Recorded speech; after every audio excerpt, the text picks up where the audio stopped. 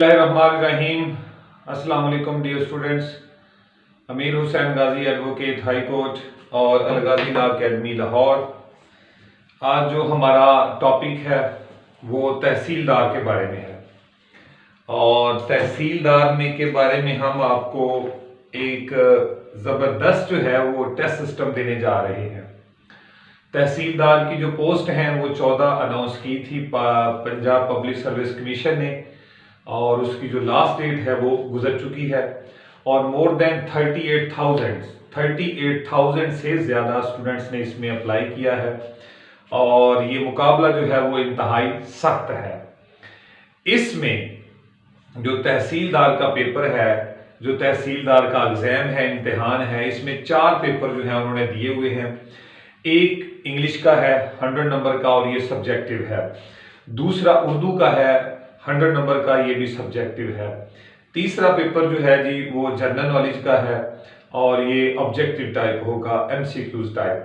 चौथा जो है वो रेवेन्यू लॉज हैं और ये भी जो है वो आपका ऑब्जेक्टिव टाइप होगा। ठीक है जी।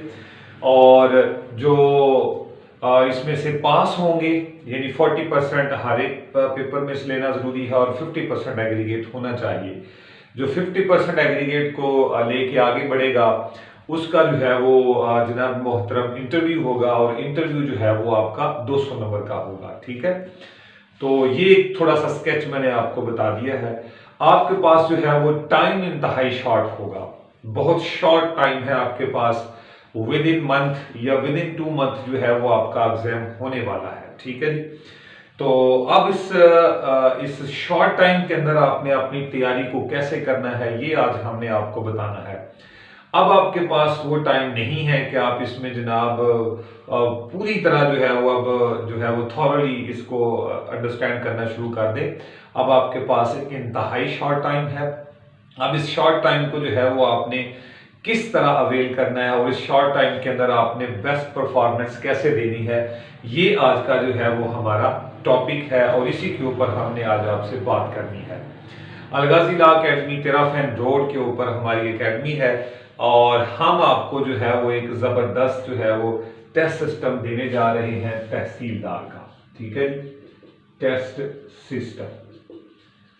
अगर आप तहसीलदार की बेहतरीन तैयारी करना चाहते हैं तो फिल फॉर टेस्ट सिस्टम को ज्वाइन करें। अगर आप टेस्ट सिस्टम नहीं देंगे तो आपके अंदर बहुत ज़्यादा जो है वो प्रॉब्लम्स रह जाएंगी जो आप किसी भी सूरत जो है वो सॉल्व नहीं कर सकते। ठीक है जी। तो सबसे पहले अगर मैंने इसको 2 हिस्सों में इस टेस्ट सिस्टम को लेके चलूंगा। एक हमारा सब्जेक्टिव पोर्शन है और एक हमारा ऑब्जेक्टिव पोर्शन है। जो हमारा सब्जेक्टिव पोर्शन है उसमें जो 2 सब्जेक्ट हैं हमारे, एक है जी उर्दू और एक है हमारा इंग्लिश। ठीक है जी। ये 2 सब्जेक्ट हैं हमारे जो कि सब्जेक्टिव पूछे जाएंगे और दोनों, ये भी 100 नंबर का है उर्दू और ये भी इंग्लिश भी 100 नंबर की है। ठीक है जी। और इस बारे में हमारे बड़े तफसीली लेक्चर मौजूद हैं यूट्यूब के ऊपर जिनमें हमने तमाम तफसील जो है वो बता दी है कि इंग्लिश में क्या कुछ आ सकता है और उर्दू में क्या है। दोबारा सुन लें, इंग्लिश में आपका ऐसे है और उर्दू में भी ऐसे है। इंग्लिश में भी ग्रामर है, उर्दू में भी ग्रामर है। इंग्लिश में प्रेसी है और उर्दू में तलखीस है। इंग्लिश में इडियम्स हैं और उर्दू में मुहावरे हैं। ठीक है जी। और इसके अलावा ट्रांसलेशन है यानी तर्जुमा है, एक उर्दू पैराग्राफ का इंग्लिश में या इंग्लिश पैराग्राफ का उर्दू के अंदर। तो ये सिलेबस जो है वो आपका तरतीब दिया हुआ है। अब इसको आपने कैसे पढ़ना है या हम आपकी तैयारी जो है वो किस तरह करवाएंगे, क्योंकि जब तक आप टेस्ट सिस्टम का हिस्सा नहीं बनेंगे तो आपकी जो परफॉर्मेंस है वो 0 ही कंसिडर की जाएगी। आप खुद को जो है वो इवेल्युएट नहीं कर पाएंगे। इसलिए जो है वो टेस्ट सिस्टम आपके लिए इस वक्त इंतहाई ज़रूरी है।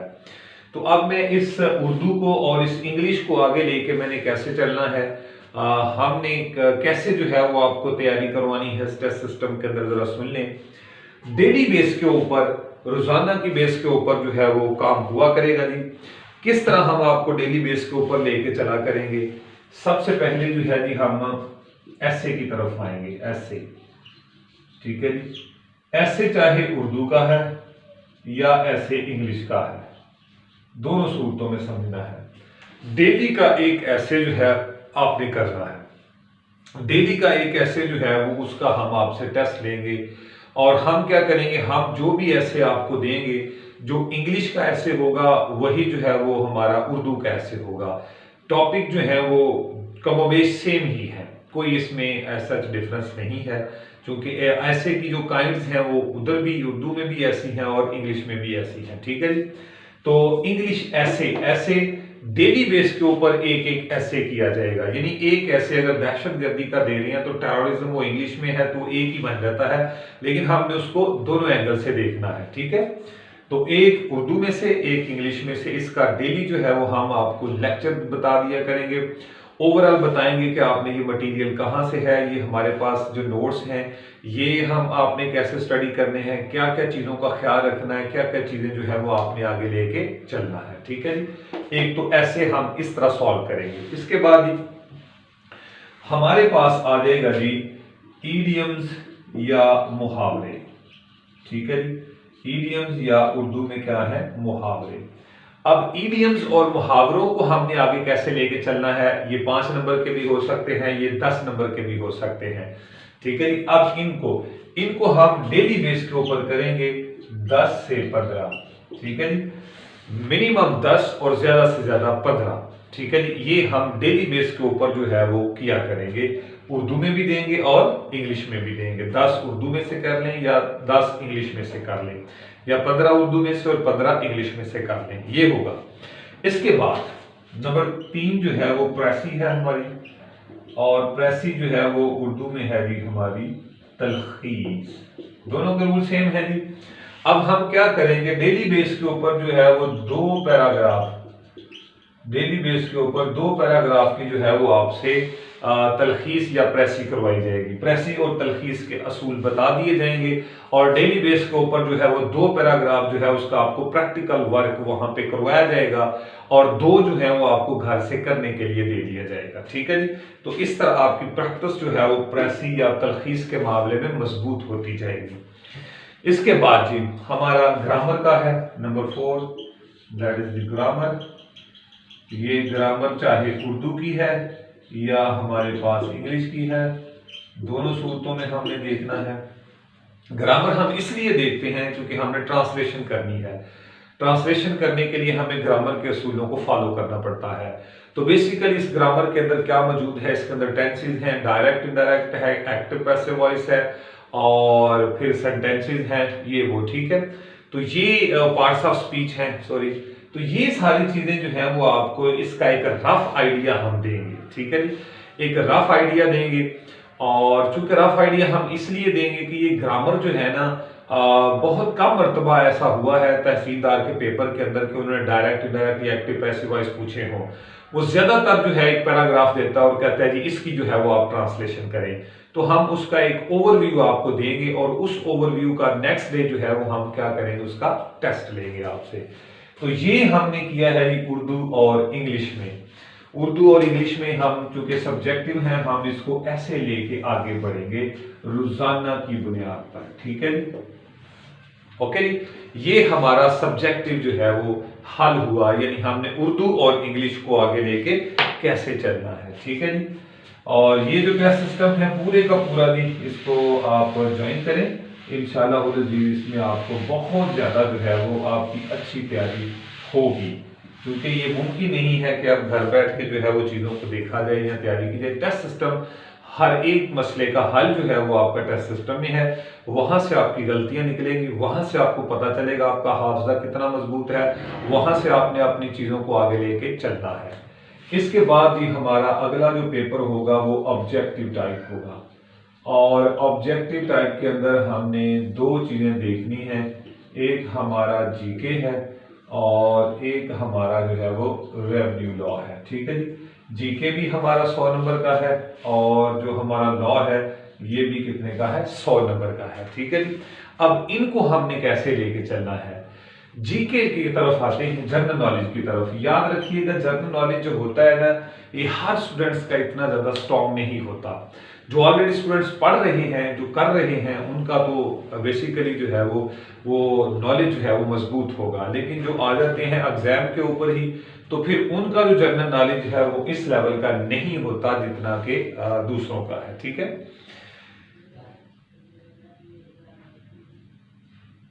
तो हमने जनरल नॉलेज के अंदर जी रोजाना की बुनियाद के ऊपर हमने जितना भी सिलेबस है उसमें से एक एक टॉपिक को छेड़ते जाना है। ठीक है जी, सिलेबस है, जितना भी सिलेबस है, मसलन इस्लामिक स्टडी है, ये सिलेबस है जी हमारा स्टडीज, अंडरस्टैंड करना है बात को। और फिर है पाक स्टडी यानी Pakistan studies, okay, Islamic studies और पाकिस्तान स्टडीज, ये हमारा जीके का सिलेबस है। और भी इसमें शामिल है, एवरीडे साइंस मौजूद है, बेसिक मैथमेटिक्स है, इंग्लिश है, उर्दू है, और हमारी जियोग्राफी है, हर चीज इसके अंदर शामिल है। लेकिन थोड़ा व्यू मैं देने लगा हूं कि जीके जो है वो हमने सिलेबस के मुताबिक डेली बेस के ऊपर इसके साथ चलना है।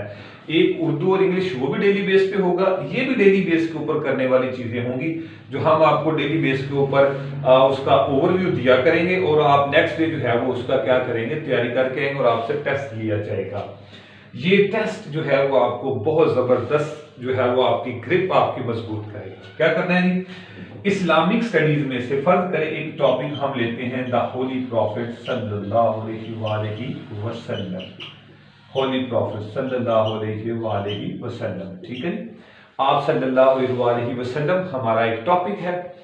इस टॉपिक के बारे में आप वसल्लम की जो हयात के बारे में और आप वसल्लम की फैमिली के बारे में ईच एंड एवरीथिंग जो है वो यहाँ पे बता दी जाएगी। ठीक है, उसका एक ओवरव्यू आपको दिया जाएगा।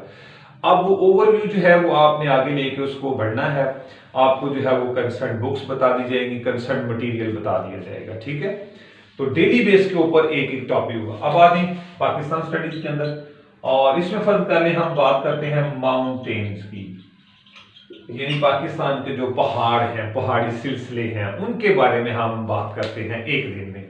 तो एक टॉपिक हमारा ये, एक टॉपिक हमारा ये, इसी तरह हम उर्दू में से एक टॉपिक लेंगे, इसी तरह हम मैथमेटिक्स में से लेंगे, इसी तरह हम कंप्यूटर में से एक टॉपिक लेंगे, इसी तरह हम जियोग्राफी में से एक लेंगे, एवरीडे साइंस में से लेंगे, करंट अफेयर्स में से लेंगे। तो इस तरह जो 5-7 टॉपिक डेली बेस के ऊपर होंगे उनको आगे लेके आपने बढ़ना होगा।